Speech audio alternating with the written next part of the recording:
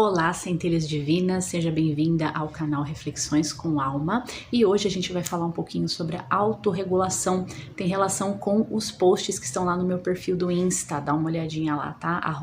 @Reflexões com Alma, tudo junto. E bora lá!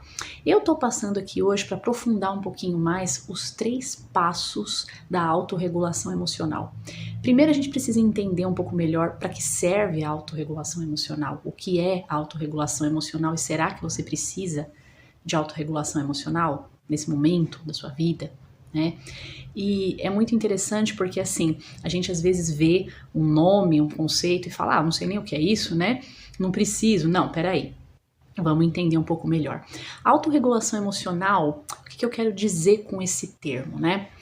É quando você se deixa levar pelo mundo, pelas coisas de fora, pelo universo externo e aquilo te bagunça por dentro. Então, quando eu falo de autorregulação emocional, é sobre você encontrar o seu centro, seu centramento interno, aquela sustentação interna, aquela pilastra, aquela coluna onde você vai se sustentar. Se sustentar onde? Em você mesmo, né? Para que você não seja levado ou levada pelos vendavais do mundo exterior, pelas demandas do mundo exterior. E aí, se isso acontece, a nossa vida vira um completo caos. Ninguém merece, né? Vamos combinar. E como eu sempre falo, né? Eu já me lasquei muito com isso, né?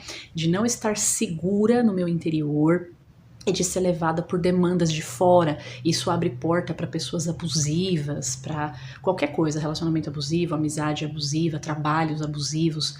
A gente acaba perdendo a nossa saúde, a nossa paz interior. Então isso é muito sério. Então a autorregulação emocional, ela vai fazer com que você consiga encontrar esse porto seguro dentro de você.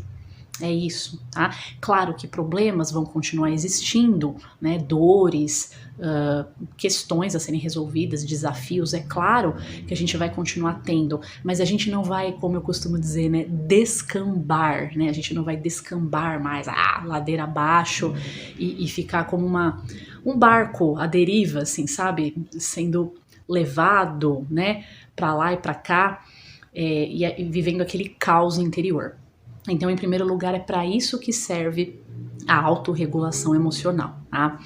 E lá nos posts, né, eu coloquei 3 conceitos, né, sobre a autorregulação, 3 passos, né? Eu não gosto dessa coisa muito de receita, né? 3 dicas, 3 passos. A gente fala assim, é um modo de dizer, né? Mas são 3 ideias para você refletir, 3 conceitos que vão te ajudar a começar o seu caminho de volta para esse centro de força, essa casa interior que a gente tem, em que ninguém entra, sabe?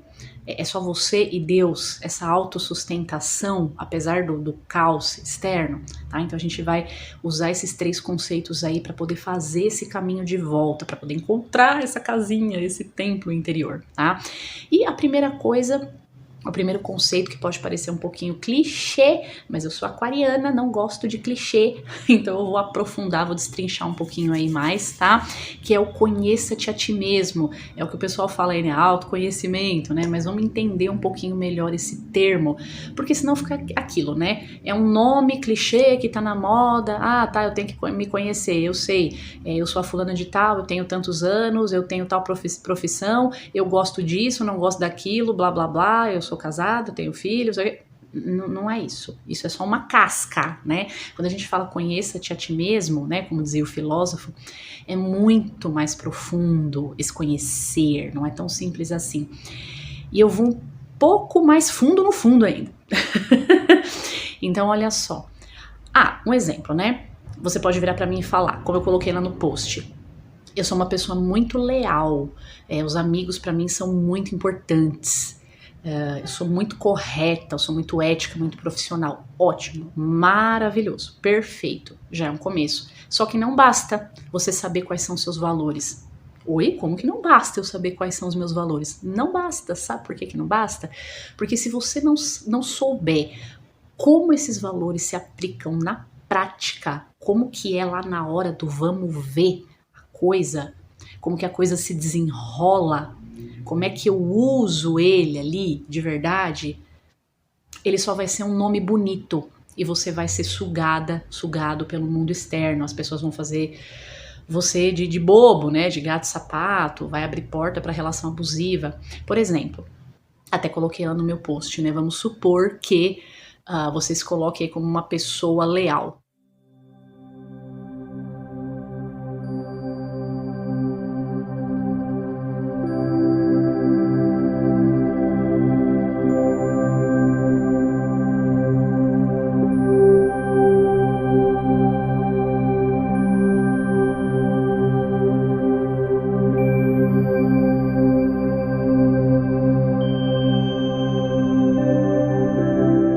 Mas a pessoa ela tem uma carência, ela tá projetando aquela carência em você, ela quer porque quer que você supra, né? É a criança interior ferida dela aí, né? Tá projetando aí as necessidades em você. Então ela começa com um diálogo construído à base de culpa, sutilmente fazendo você se sentir mal, como se você fosse uma pessoa ruim, e não é nada muito explícito, e você vai, e aí você percebe o que tá acontecendo, e aí você se sustenta, e dá seu jeito e consegue falar o não, né? Vamos supor. Só que depois você fica se sentindo culpada ou culpado, né? E de repente você volta atrás, você entra em pânico, você pede desculpa, aquilo fica remoendo, né? Você tenta compensar aquela pessoa. Gente, eu tô falando isso, imagina, as pessoas fazem isso mesmo. Todos nós caímos nesse tipo de coisa, né? É uma coisa que parece tão, imagina, né? Isso é fácil de perceber, mas a gente cai, a gente tem que sempre vigiar, né? Quem é muito solícito, quem é muito leal, quem tem essa questão da, né, do tratar muito bem o outro, né, quem leva muito a sério, assim, quem é muito sentimento, muito coração, acaba caindo nisso, gente, é uma vigia constante. Então aí você não era leal, né, poxa, eu vou ficar sentindo que eu não sou leal. Fica aquela culpa, você compra a culpa que ela te vendeu. Então é por isso que a gente tem que estar muito ciente dos valores na prática. Mesmo o outro tentando eu fazer eu me sentir mal, mesmo as minhas próprias sombras, meu próprio passado, os meus próprios monstros internos, se eles estiverem ali tentando fazer eu me sentir mal, me sentir culpada, mesmo com aquela voz ali do carrasco, desleal, má amiga, péssima amiga, eu preciso me manter firme, eu preciso estar constantemente conversando comigo mesmo e mostrando o que é correto e o que é justo, né? Sempre olhando para o que é correto e para o que é justo. Lealdade é lealdade, ética é ética. Não dá para relativizar princípios e valores. O que é relativo são as culturas, são as representações. Um véu para uma muçulmana, né? A gente não pode pedir para ela tirar, é sinal de desrespeito. Mas para a gente não é, né? Para uma brasileira não é. Né? Então, assim, as representações de respeito e tudo mais, elas mudam. Mas no fim, veja, é tudo sobre respeito, não adianta. No fim das contas, é tudo sobre o valor, apenas a casca é que muda, né? Então, isso era uma das coisas que eu disse lá nos posts, né? Busque sempre o que é nobre e justo, isso é um outro conceito, né? Foi o conceito 3 que eu postei, né? Então, conhece-te a ti mesmo, mas não só os seus valores, mas como eles se aplicam na prática, né? Vigia, e aí tem esse outro conceito também, né? Busque sempre o que é nobre e o que é justo. Né? A pessoa não pode distorcer o conceito de lealdade. Isso não tem a ver com lealdade, tem a ver com uma diferença de prioridades no momento. Né? Então a gente tem que tomar muito cuidado com essa distorção de valores que as pessoas fazem, tentam jogar para cima da gente para fazer a gente se sentir mal. Isso é muito sério. O que é certo é certo. Né? E o outro, que está totalmente conectado aí, o outro conceito seria separe o que é seu, o que é do outro. Né? Esse é o conceito número 2 que está lá na página do Instagram. Então, assim, nesse caso que eu dei da amiga, aquilo é uma carência dela, é uma questão dela, né? Tudo bem, eu não estava disponível naquele momento, poxa, que pena, é natural a pessoa ficar chateada, mas começar a fazer um jogo de drama já são outros 500, né? Começar a tentar manipular a situação, isso é uma carência dela, não é comigo, e a gente tem que pensar que não é pessoal, a gente tem a mania de comprar, né, as dores dos outros, as carências que as pessoas projetam na gente, a gente compra como se a gente tivesse responsabilidade, como se a gente tivesse culpa. É claro que eu preciso tratar bem o outro, é claro que eu preciso ter consideração com a pessoa, mas daí é carregar um fardo que não é meu, a servir de receptáculo para projeções alheias, de dores alheias. E a gente também não é o alecrim dourado, não. Ninguém aqui é o santinho alecrim dourado, não, porque a gente faz isso com os outros também, né? O importante é a gente, opa, tá consciente, tô fazendo drama, opa, olha eu tentando projetar a minha carência. Então a gente tem que ficar bem esperto aí com essas questões, né? Então os conceitos lá, novamente a gente vai repassar, né? Conhece-te a ti mesmo, não só quais são os seus valores, mas como eles se aplicam na prática, na hora do vamos ver, tá? O outro valor, separe o que é seu e o que é do outro, cuidado, né, com essa coisa da projeção e etc.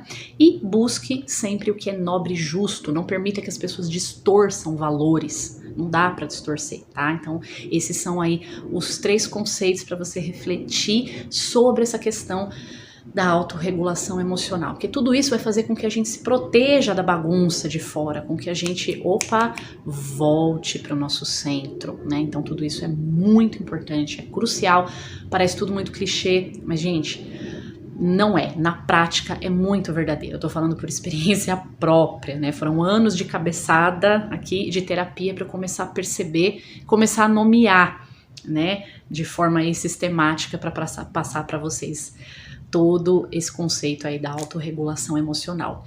Eu vou falar um pouquinho sobre a gente com a gente mesmo. Eu falei sobre a gente com os outros, né? Com o mundo exterior, como se proteger a sua casa interior, mas é importante a gente falar sobre o que acontece no nosso mundo interno, sobre as nossas próprias sombras que nos desregulam, tá? E isso vai ficar para o próximo vídeo, a gente se vê já já.